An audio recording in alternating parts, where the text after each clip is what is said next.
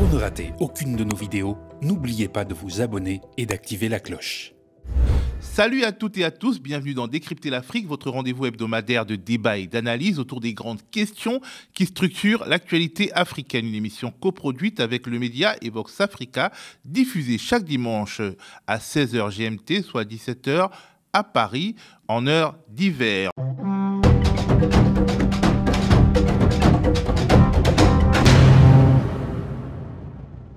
Aujourd'hui, au sommaire de notre émission, l'entretien, nous recevrons le journaliste Christian Eboulé pour évoquer son ouvrage « Le Testament de Charles ». Ce récit romancé plonge dans l'histoire tragique de Charles Tchoréré, ancien tirailleur sénégalais tué par les nazis pendant la Seconde Guerre mondiale. Entre mémoire et symbolique, cette figure continue d'alimenter les imaginaires africains et français. Pourquoi ? Avec Christian, on fera des allers-retours entre histoire et actualité. C'est parti.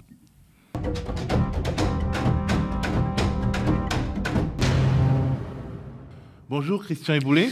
Bonjour Théophile. Alors tu es l'auteur d'un roman intitulé Le Testament de Charles, paru aux éditions Les Lettres Mouchetées. Un roman qui raconte à la première personne l'itinéraire de Charles Tchoréré, un officier français venu du corps des tirailleurs sénégalais, originaire du Gabon, fusillé par les Allemands le 7 juin 1940, 10 jours avant la capitulation de Pétain et 11 jours avant le fameux appel de Londres du général de Gaulle. Ce roman nous rappelle le souvenir des fameux tirailleurs sénégalais, symbole toujours délicat à manier en France et en Afrique, hautement polémique. Avant de rentrer dans le fond de ton roman, je voulais qu'on aborde l'actualité. Emmanuel Macron a accusé les chefs d'État africains d'ingratitude par rapport à l'armée française et à ses militaires morts au Sahel et a affirmé que sans la France, ces pays n'existeraient plus en tant qu'entité souveraine. Ousmane Sonko, le Premier ministre sénégalais, lui a répondu que sans les troupes africaines souvent mobilisées de force lors de la Seconde Guerre mondiale pour défendre la France, celle-ci serait peut-être encore aujourd'hui allemande. Une fois de plus, les tirailleurs sénégalais sont rappelés à la mémoire de l'ancien colonisateur comme des symboles d'une dette de sang. Est-ce que c'est logique au regard de l'histoire ? Ah, ça c'est extrêmement logique au regard de l'histoire. Mais surtout, je pense que Emmanuel Macron s'est engagé sur un terrain qui n'est pas souvent celui des anciennes puissances coloniales notamment. Un terrain affectif. Il exprime là une amertume incroyable. On peut comprendre humainement. Mais les États n'ont que des intérêts. Et si la France a décidé à l'époque de porter secours au gouvernement malien qui avait fait appel à la France, c'est qu'elle y avait intérêt. Ce n'était absolument pas une question sentimentale. Il exprime là des sentiments qui, en plus, factuellement, sont faux. On se souvient tous des images des populations maliennes applaudissant, saluant, remerciant les troupes françaises qui étaient venues intervenir. Donc, factuellement, c'est pas vrai. Et les fameux boubous bleu, blanc, rouge. Exactement. Et les enfants prénommés comme des François Hollande, etc. Exactement, à l'époque. Et donc, je pense qu'il exprime une amertume qu'on peut comprendre humainement. Mais en l'occurrence, c'est aussi l'occasion de laisser transparaître quelque chose qui a à voir avec le sentiment de domination, qui est à la fois conscient et inconscient.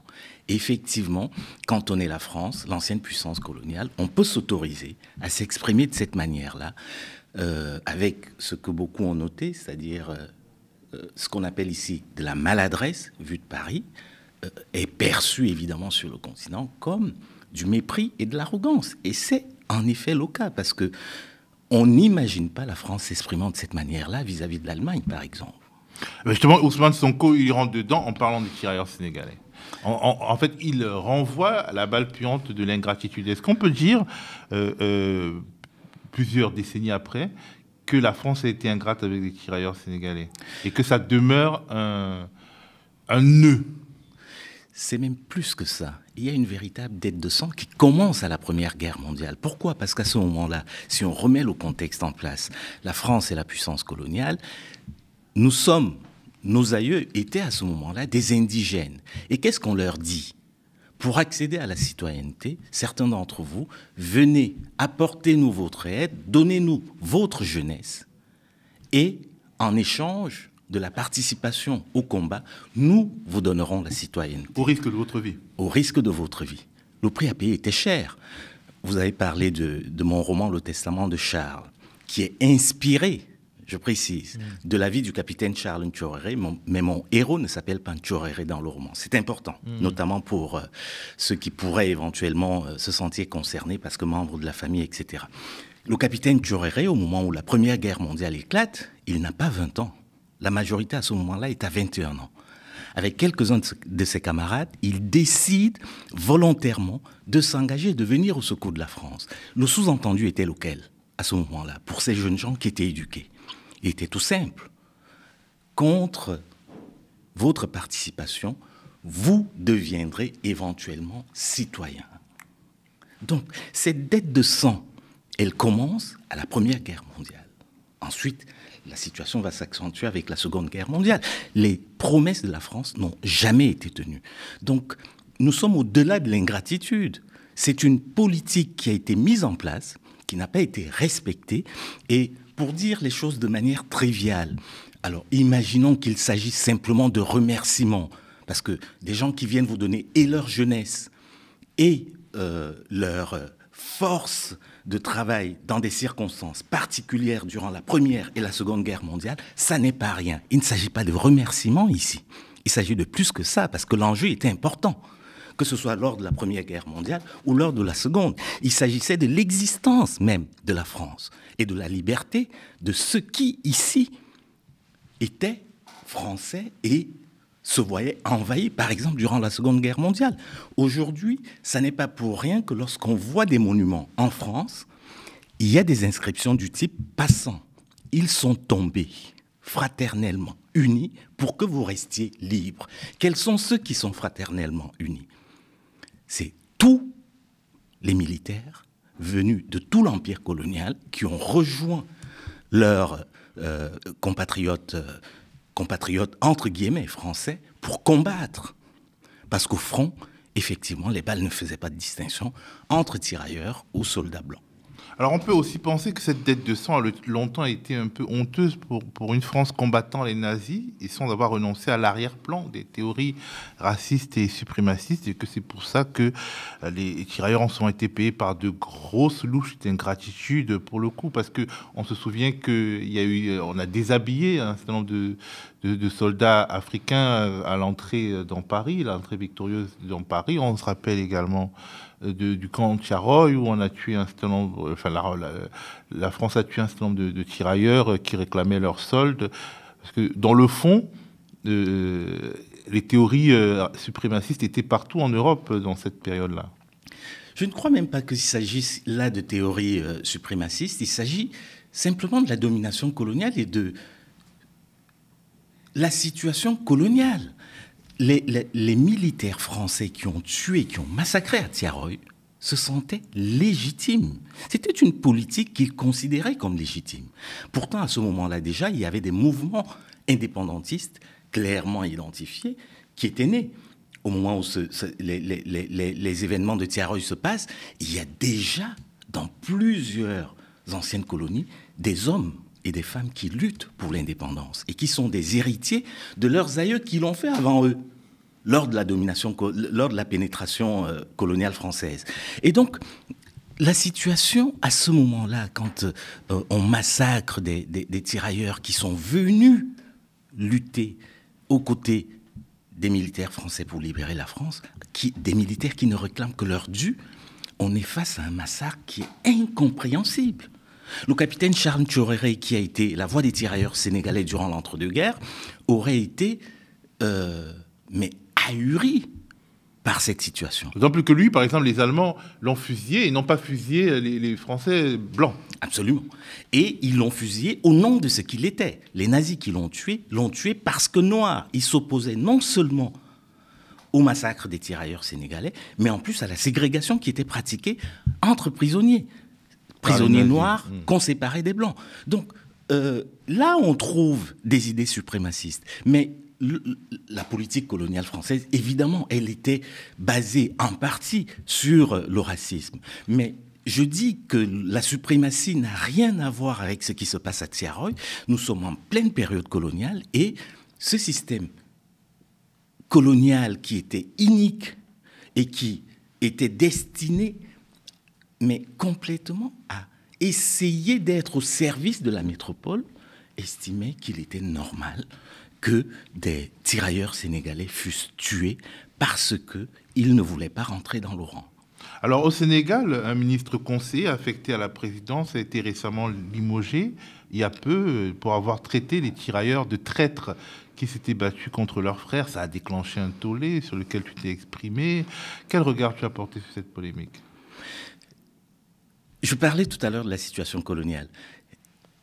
Ce monsieur Cheikh Oumar Diagne accuse les tirailleurs sénégalais qui n'ont été, comme par ailleurs l'élite qui a servi la France, que les deux jambes sur lesquelles les pouvoirs coloniaux s'appuyaient pour maintenir et rendre pérenne la colonisation. C'est-à-dire à la fois former des soldats qui sont décolonisés pour contrôler les territoires coloniaux et, après les avoir conquis, et surtout faire la sale besogne.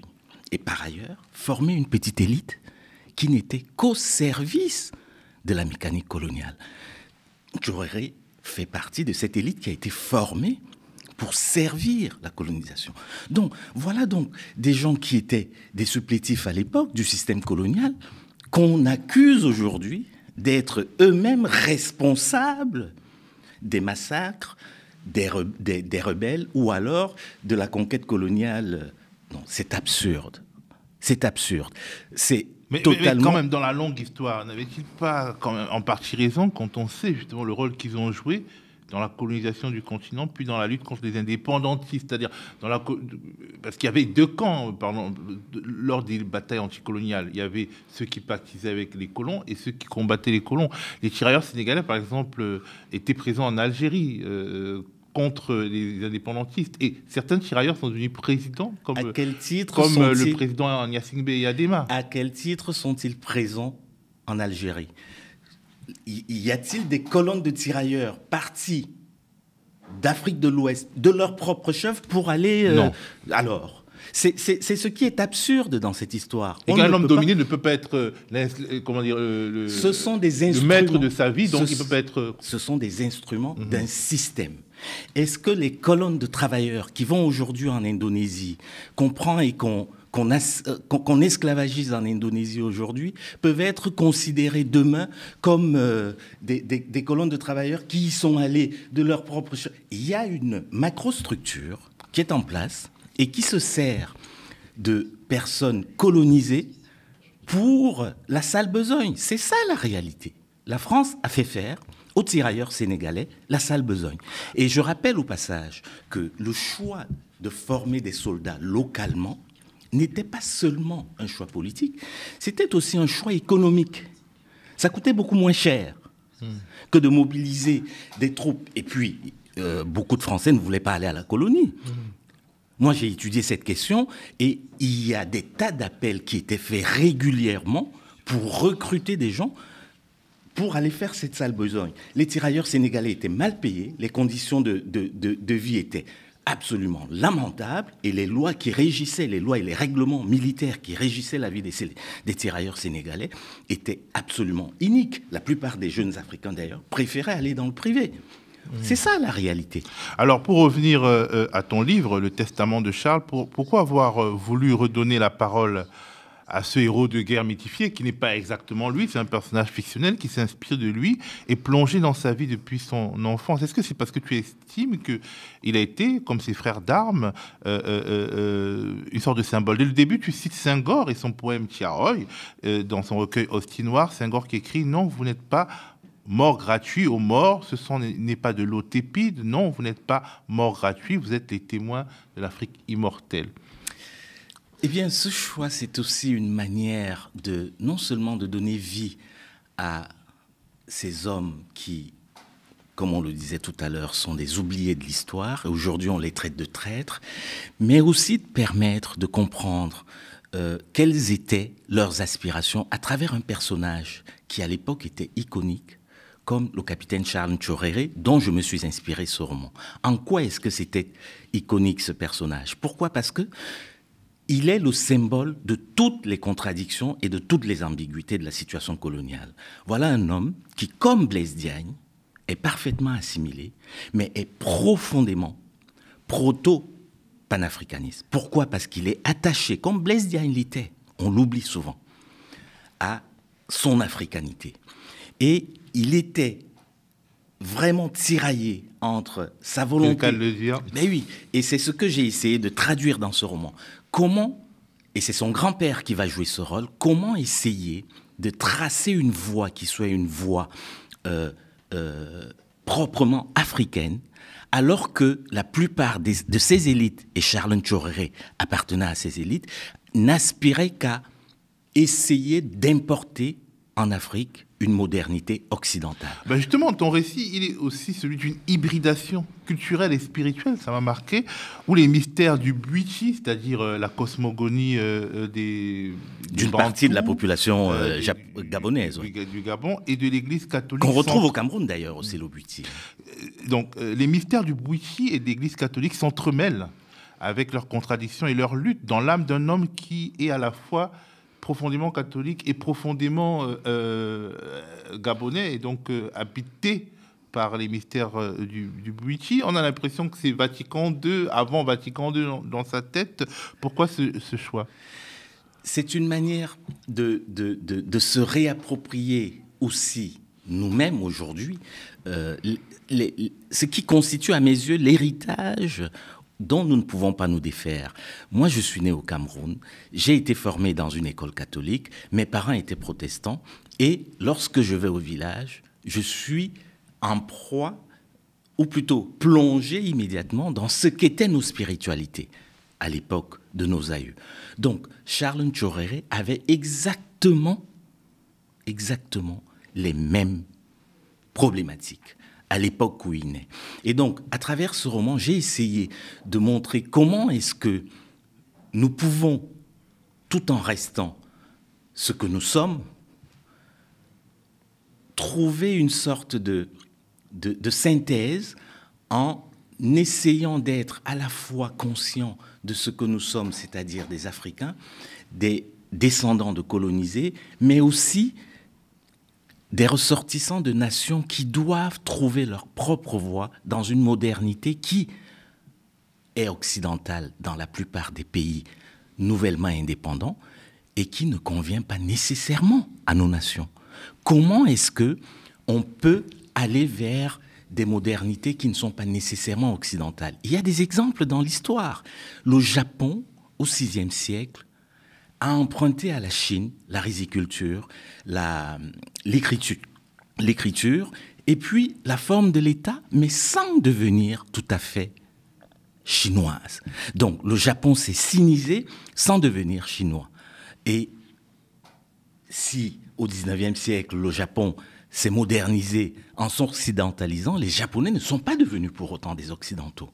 Donc, il y a la possibilité pour les nations africaines, à condition que ces révolutions se fassent, de trouver des voies qui soient des voies singulières et qui ne soient pas nécessairement calquées sur le modèle occidental. Alors, ton livre va être réédité en Afrique? Oui. Où? Il va être réédité par les éditions Afrédite, et normalement, je vais au Cameroun fin février pour la promotion de cette version africaine qui sera distribuée dans pas moins d'une dizaine de pays, et le livre sera beaucoup plus accessible parce qu'actuellement il coûte un peu plus de 10 000 francs CFA, et avec cette édition africaine, et je salue mon éditeur Arthur Pango, et puis mon agent et mon éditrice française, sinon elle se fâchera, Muriel Troadec, et dont cette édition permettra aux bourses les plus modestes d'acquérir le livre à 5 000 francs, 5-6 000 francs CFA. La moitié. Voilà. Alors, est-ce que tu espères qu'il y ait au programme scolaire dans ces pays africains pour qu'au moins les tirailleurs restent vivants dans les esprits des écoliers gabonais, par exemple, si ils ont été expulsés des esprits des écoliers français? Ils ont été exclus de beaucoup d'esprits. Et puis surtout, moi j'étais au Sénégal et l'une des questions qu'on me pose souvent est de savoir quelle est l'utilité de cette histoire aujourd'hui. Ce que beaucoup finissent par oublier. Or, il y a des travaux qui ont été faits. L'UNESCO a travaillé sur ces questions-là dès les années 60-70.